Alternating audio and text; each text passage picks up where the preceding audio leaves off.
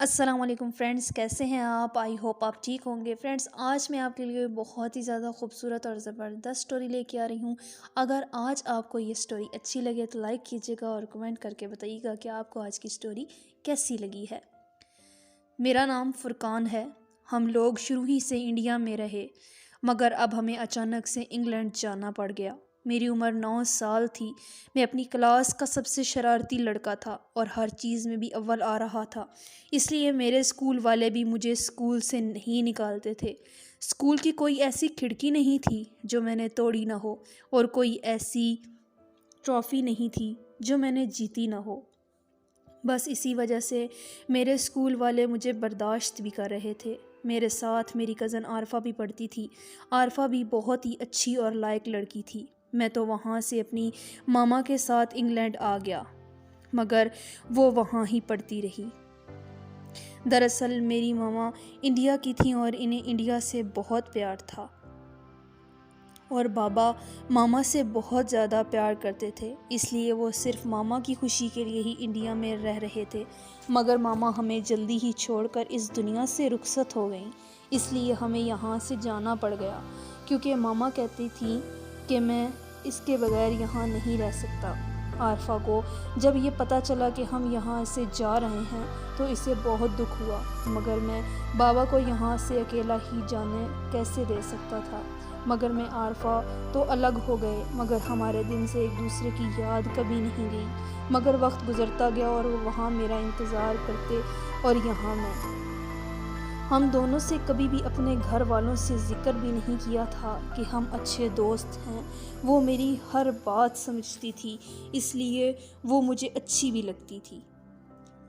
میں جس یونیورسٹی میں پڑھتا تھا، مجھے وہاں ایک لڑکی سے پیار ہو گیا۔ اس کا نام جینی تھا۔ جینی ایک بہت ہی اچھی اور امیر خوبصورت لڑکی تھی۔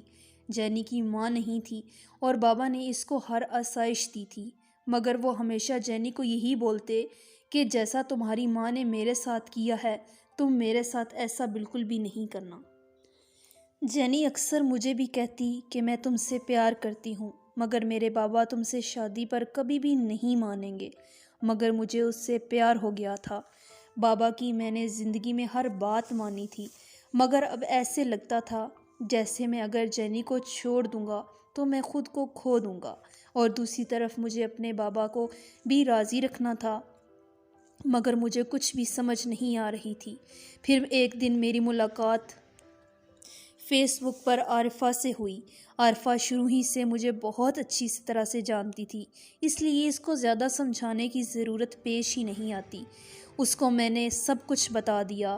عارفہ نے میری پوری مدد کی اور میرے بابا کو شادی کے لیے راضی کر لیا۔ اس نے بابا کو سمجھایا میں صرف اور صرف ان کی خوشی کے لیے خاموش ہوں، اور بابا کو ہی بات اچھی لگی اور وہ میری خوشی کی خاطر مان بھی گئے۔ اب میرے بابا کا مسئلہ تو حل ہو گیا تھا، مگر یہاں اب سب سے بڑا مسئلہ جینی کے بابا کو راضی کرنا تھا۔ پھر میں نے عارفہ کو اپنے پاس کچھ عرصے کے لیے بلا لیا اور جینی سے ملاقات کروائی۔ عارفہ جینی سے ملاقات کر کے کچھ خاص خوش تو نہیں ہوئی، مگر اس نے کبھی بھی اس بات کا ذکر بھی نہیں کیا میرے ساتھ، کیونکہ وہ یہ سمجھتی تھی کہ ہو سکتا ہے کہ وہ سوچ جو رہی ہے وہ غلط ہی ہو، اس لیے وہ خاموش رہی۔ خیر، عارفہ نے تو بولا اس کے بابا کو راضی کرنا بہت مشکل ہے، تو میں نے بولا کہ وہ کورٹ میرج کر لیں۔ عارفہ نے تو ہمیشہ میری خوشی چاہی تھی اور وہ بھی راضی ہو گئی، مگر اس کے لیے جینی کبھی راضی ہو ہی نہیں رہی تھی۔ آخر وجہ کیا تھی؟ میں نے جانی کو بولا، مگر وہ ہمیشہ اپنے بابا کا بول کر کچھ وقت مانگتی اور خاموش ہو جاتی۔ مجھے اب یہ سب بہت عجیب لگ رہا تھا۔ میں نے کسی نہ کسی طرح سے اس کو بولا کہ اگر وہ مجھے شادی کرنی ہے تو تم سے، اور وہ راضی بھی ہو گئی۔ وہ جس گھر میں رہتی اس کے ساتھ اس کا ایک کزن بھی رہتا تھا۔ وہ میرے سے زیادہ اس کے ساتھ وقت گزارتی۔ مجھے یہ عجیب لگتا، میں خاموش ہی رہتا۔ پھر ہم نے ایک دن طے کر لیا کہ ہم نے کورٹ میرج کرنی ہے۔ میں، عارفہ، میرے بابا اور دوست کورٹ میں عین وقت پر آ پہنچے۔ بس اب انتظار تھا تو جینی کا۔ میں بہت خوش تھا، ایسا لگتا تھا کہ واقعی ہی اب جینے کا مزہ آ جائے گا، مگر ایسا کچھ بھی نہیں ہوا۔ میں نے سارا دن جینی کا انتظار کیا مگر جینی آتی ہی نہیں۔ اتنے سارے لوگ، میری فیملی، صرف جینی کی خوشی کے لیے میں نے کورٹ میرج کا فیصلہ کیا تھا۔ اب سب مجھ سے پوچھنے لگے کہ فرقان کتنی دیر ہے، کتنی دیر ہے، اور ان کے یہ الفاظ میرے کانوں میں ایسے لگ رہے تھے جیسے ڈھول ہو۔ پھر میرے بابا نے بولا، میں ایسے خالی ہاتھ نہیں جاؤں گا۔ بابا کا پریشر الگ۔ میں نے عارفہ کو بولا کہ کیوں کہ یہ سب عارفہ ہی کا منصوبہ تھا، اب کیا کیا جائے؟ ہمارے لیے تو بہت بڑا مسئلہ ہو گیا تھا۔ ادھر ایک مسئلہ یہ کہ جانے جینی کیوں نہیں آئی، اس کا موبائل آف کیوں جا رہا ہے۔ سب بولے اس نے بے وفائی کی ہے، وہ نہیں آئے گی، اور دوسری طرف میرا دل یہی کہے کہ جینی ایسا کر ہی نہیں سکتی۔ مگر جیسے جیسے وقت گزر رہا تھا ایسے لگ رہا تھا میرا دل ڈوب رہا ہو۔ میں نے تو کبھی تصور بھی نہیں کیا تھا کہ ایسا بھی ہو سکتا ہے، مگر اب خالی ہاتھ بھی نہیں جا سکتا تھا۔ میرے سامنے ایک عارفہ ہی نہیں تھی، مگر وہ بھی میرے ساتھ برابر پریشان تھی کہ اب کیا کیا جائے، اب کیا ہوگا۔ پھر میرے بابا نے عارفہ کو بولا کہ اب ہماری عزت ان کے ہاتھ میں ہے۔ عارفہ بھی شادی کے لیے راضی ہو گئی، وہاں ہی کورٹ میں ہماری شادی ہو گئی، اور اب ہم گھر پر آ گئے۔ ہمارا شادی والا رشتہ تو جوڑ ہی نہیں سکتا تھا، ہم نے تو کبھی ایسا سوچا بھی نہیں تھا، مگر ہمارا ایک بہت ہی خوبصورت اور مضبوط رشتہ دوستی والا ٹوٹ سا گیا تھا۔ نکاح کے بعد سے اب تک نہ میں نے عارفہ کو بلایا تھا اور نہ ہی اس نے مجھے بلایا تھا۔ جو بھی ہم نے اپنی فیملی کے لیے انتظامات کیے تھے وہ پورے ہوئے۔ میں اور عارفہ اپنے کمرے میں آ گئے۔ میں نے اس کو بولا کہ میں جانتا ہوں تم کیسی کو پسند کرتی ہو، اور میں نے بھی آج تک تم پر کبھی بھی بری نظر نہیں رکھی، اس کو اپنا نصیب سمجھ کر قبول کرنا پڑے گا۔ عارفہ کچھ بھی نہیں بولی، اور اس کی خاموشی کو میں اچھی طرح سمجھ گیا تھا کہ وہ میرے ساتھ کوئی رشتہ نہیں رکھنا چاہتی۔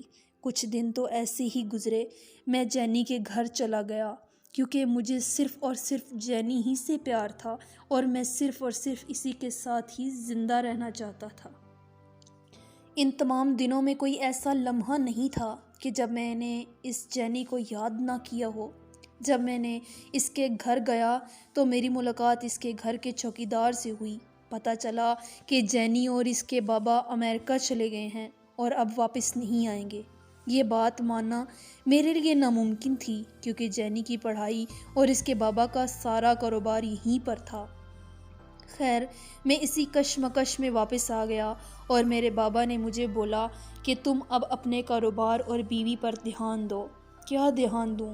ہر وقت جینی کی یاد میرے دل میں ہی رہتی۔ 1 سال گزر گیا، نہ مجھے جینی ملی اور نہ ہی عارفہ نے مجھے، اور میں نے عارفہ کو بلایا تھا۔ وہ میرے گھر میں یا کمرے میں رہتی تھی، مگر آج تک ہم نے ایک دوسرے سے حال تک بھی نہیں پوچھا تھا۔ کیا پوچھتے؟ عارفہ کی میری وجہ سے پوری زندگی ہی خراب ہو چکی تھی۔ آج میں نے عارفہ کو روتے ہوئے دیکھا تھا، وہ بہت بری طرح سے رو رہی تھی۔ مجھ سے رہا نہیں گیا اور میں نے اس سے پوچھا۔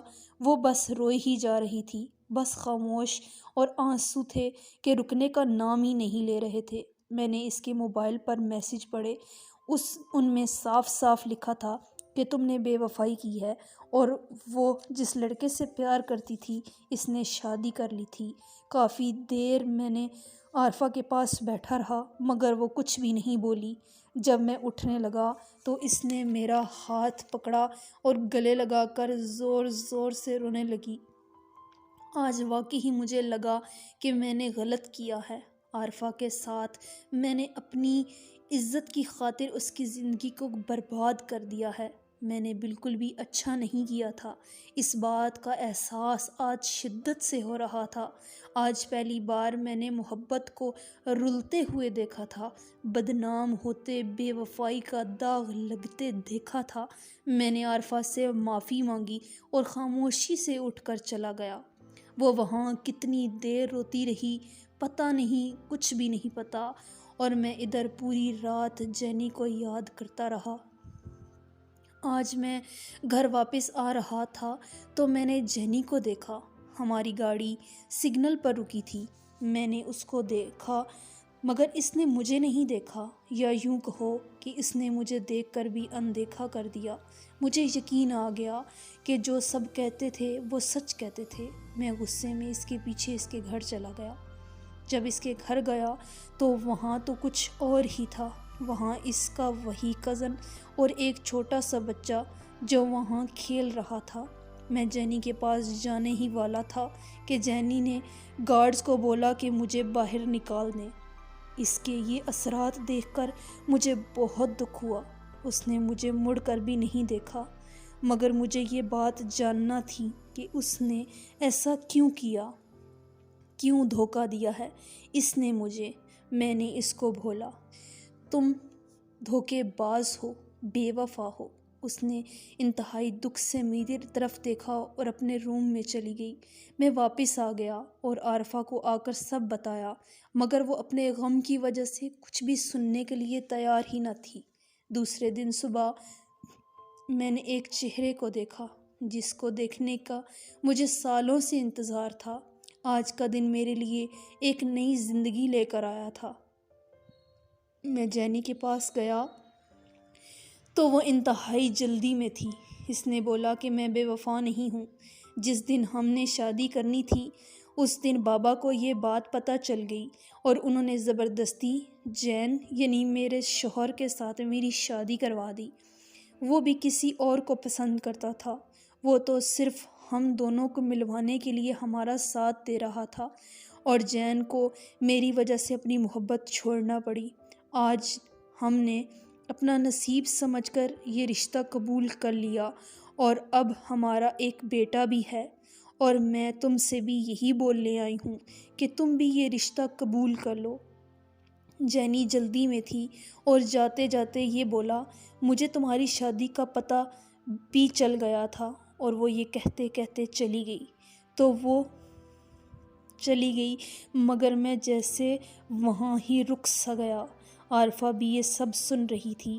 میں نے عارفہ سے کہا، مجھے بس یہی جاننا تھا، اگر تم یہاں سے جانا چاہتی ہو تو جا سکتی ہو، میں اب مزید تمہاری زندگی اور خراب نہیں کر سکتا۔ یہ کہہ کر میں اپنے آفس چلا گیا، روزمرہ کے کام کیے، اور جب میں واپس آیا تو گھر میں ماتم کا سا ماحول تھا۔ مجھے لگا بابا، مگر نہیں، عارفہ کی لاش تھی۔ عارفہ نے زہر کھا لیا تھا۔ سب ختم ہو چکا تھا، سب ختم ہو چکا تھا۔ جانے کیا بات تھی کہ عارفہ نے زہر کھانے کا فیصلہ ہی کر لیا تھا۔ شاید اس نے یہی اپنے لیے بہتر سمجھا تھا، مگر وہ مجھے بہت اکیلا کر گئی تھی۔ پہلے ایک جرم کم تھا، اب دوسرے جرم کے ساتھ مجھے زندگی گزارنا پڑ رہی تھی۔ میں پہلے تعلق کی وجہ سے دوسرا تعلق بھی نہ نبھا سکا۔ یہ میں اچھا محبوب ثابت ہو سکا، نہ میں اچھا دوست، اور نہ ہی اچھا شوہر ثابت ہو سکا۔